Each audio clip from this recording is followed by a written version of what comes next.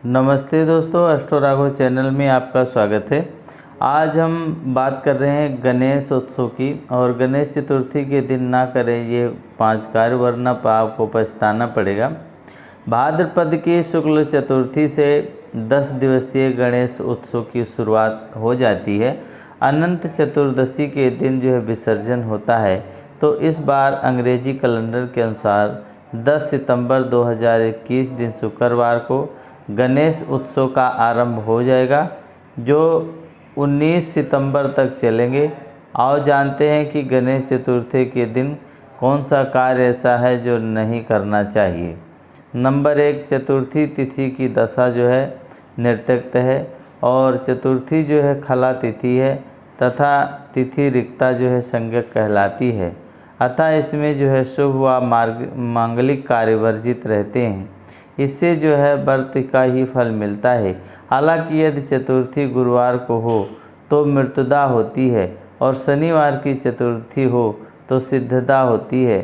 चतुर्थी के रिक्ता होने के दोष उस विशेष स्थिति में लगभग समाप्त हो जाता है।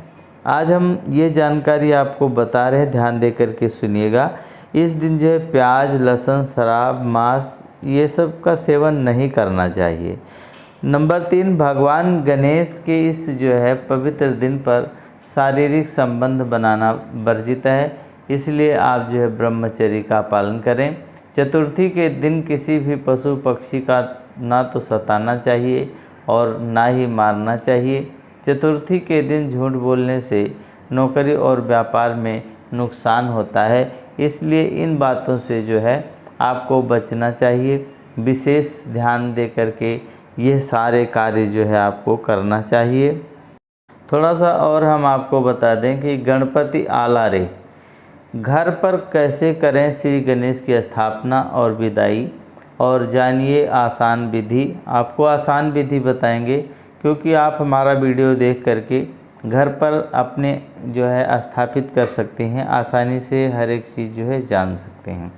तो आसान विधि ये होती है इसमें कि गणेश जी को अगर आपको प्रसन्न करना है तो प्रसन्नता पूर्वक विधिवत रूप से गणेश जी का घर में जो है मंगल प्रवेश होना चाहिए। गणेश जी का आंगन से जो है पूर्व और घर के द्वार को सजाया जाना चाहिए। जहाँ पर उन्हें स्थापित किया जाएगा उस जगह की साफ़ सफाई का विशेष ध्यान रखें और पूजा के लिए पूरी तैयारी कीजिए। बाजार जाने से पहले नए वस्त्र धारण कीजिए। सिर पर टोपी या साफा बांध लीजिए, रुमाल भी रख लीजिए और तांबे या पीतल की थाली साथ में ले जाएं। नहीं तो लकड़ी का जो है पीढ़िया बना लें, चौकी बना लें, जिस पर गणेश जी को विराजमान करके घर में लाना है, घर में पधराना है।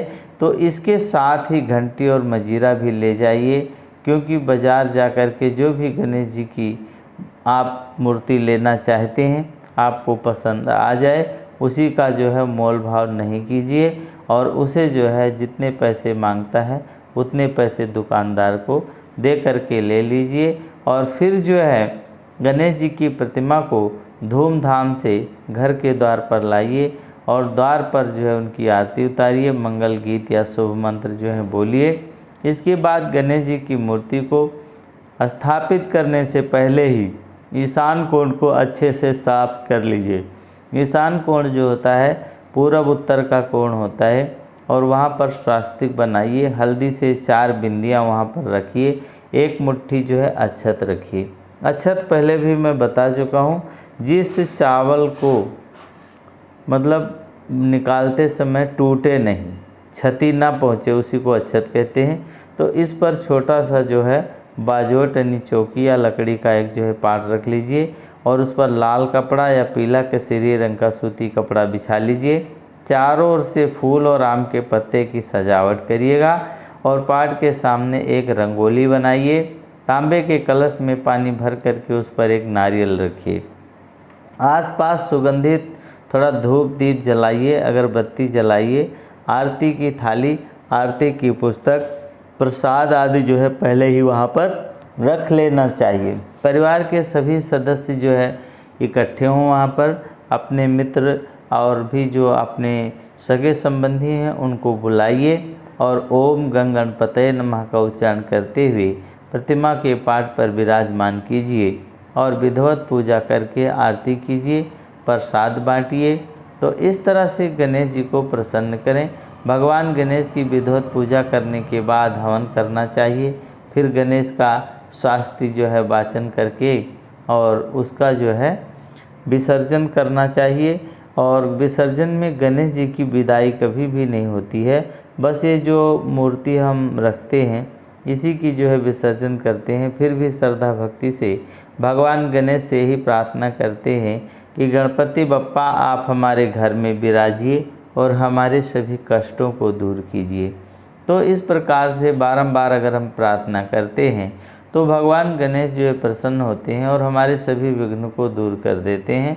तो लकड़ी के जो है फट्टे के ऊपर स्वच्छ जो है पाट लें, उस पर स्वास्तिक बनाएं, फिर अक्षत रख करके पीला गुलाबी रंग और बस्तर बिछाइए। चारों कोनों में जो है एक सुपारी रखिए। जिस स्थान पर मूर्ति रखी थी उसे उठा करके जय घोष कीजिए और उन्हें जो है इस पाट पर विराजमान कीजिए। विराजमान करने के बाद गणेश जी के सामने फल, फूल, वस्त्र और मोदक के लड्डू चढ़ाइए और एक बार जो है पुनः आरती करके उन्हें भोग लगाइए और नन्हे वस्त्र जो है भगवान को पहनाइए।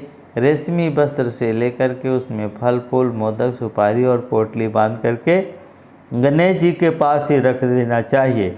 इसके बाद दोनों हाथ जोड़ करके गणपति जी से प्रार्थना कीजिए कि अगर 10 दिनों में पूजा के दौरान कोई हमारे से भूल चूक या गलती हो गई है तो हमें क्षमा कर दीजिए। इस प्रकार से आपको प्रार्थना करना है।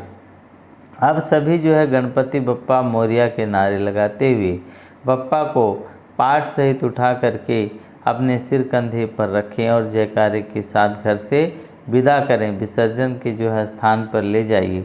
विसर्जन के स्थान पर ध्यान रखना चाहिए कि वहाँ पर गणेश जी को फेंके नहीं, बल्कि पूरे मान सम्मान के साथ आराम से जो विसर्जित कीजिए और इसके बाद हाथ जोड़ करके क्षमा मांगते हुए अगले वर्ष आने का निवेदन करते हुए घर पर आना चाहिए। विसर्जन के समय उनकी जो है कपूर से आरती वहाँ पर जरूर कीजिए। यदि घर पर किसी भी टब या हौद में विसर्जन कर रहे हैं तो पूरी प्रक्रिया को निभाइए। निर्माल्य एक जगह जो है एकत्रित करके जो है उचित जगह पर विसर्जन करें। घर में विसर्जन करने के बाद वह पानी, मिट्टी घर के गमले या गार्डन में विसर्जित कर देते हैं, वहाँ पर डाल देते हैं। तो ये हमारी बताई हुई जानकारी आपको कैसी लगी? आप जो हमारे चैनल को सब्सक्राइब कीजिए, अपने दोस्तों के साथ में शेयर कीजिए। अगर आपको किसी पूजा पाठ के बारे में जानना है तो हमारे जो है चैनल के माध्यम से आप जो है हमारे को कमेंट्स में लिख सकते हैं। अगर आपको अपनी